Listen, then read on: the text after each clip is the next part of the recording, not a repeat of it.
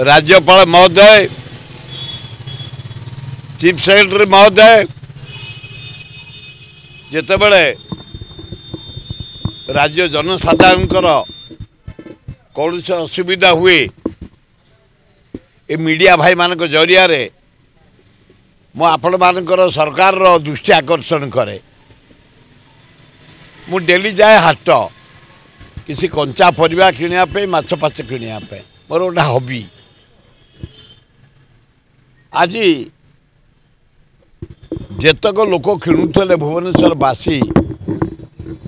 समस्त मत अनुरोध कले आपण बढ़िया कथा कहते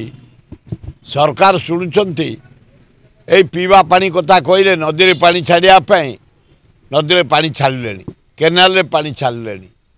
लिफ्ट चलला ट्यूबवेल चलला पानी तले जकईकि कुहरे भी पानी है लोक अभाव मेटे सारे सेमती अरे पोटल किलो 200 जनी किलो 100 भेंडी किलो 100 सारू किलो 100 बैगण किलो 60 केमी लोक बंचे डाली बढ़िला चाउल बढ़िला अटा रेट बढ़िला घी रेट बढ़िला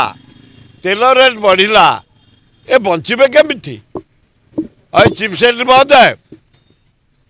जदि परिवा आमर तो लोक तुम 2 टंकिया चाउल दे कोड़िया करदल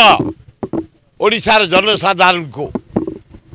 बाहर के शाग पीठ पठाड़ता भी करूना पनीपरिया करूना कौन फसल करूना समस्ते निशा खाई बसिले गाँ गहली अपेक्षा कले आम बाहर राज्य आइले मूला कोबी आलू आसब वेस्ट बेंगल रु आमे खाइबा पियाज आसब नासिक रु आमे खाइबा अंडा आसब आंध्र रु आमे खाइबा माछ आसब आंध्र रु आमे खाइबा कदली आसब आंध्र रु आमे खाइबा डाली आसब हरियाणा पंजाब आमे खाइबा लंका आसब बिहार रु आमे खाइबा गहम खाइबा आमे यूपी पंजाब हरियाणा ये केते दिन आमे बाहर राज्य पर निर्भर करवा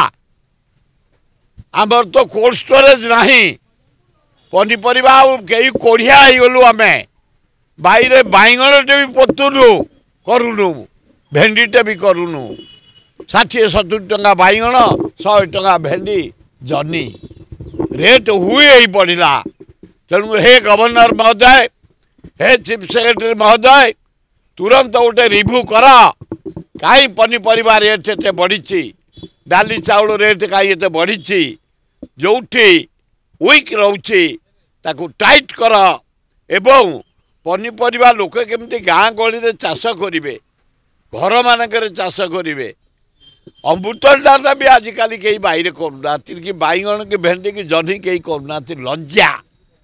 शाग भी टे बाहर भी आजिकल होनी आम ये कोड़िया गले एत सुविधावादी होगले लोन करी पनीपरिया किणवा माछ किणवा जमी बिक्री करवा ये आमर हाबिट से हाबिट की बंद करंतु टाइट करंतु रिव्यू करंतु कहीं दरदाम एत जोरे बढ़ी।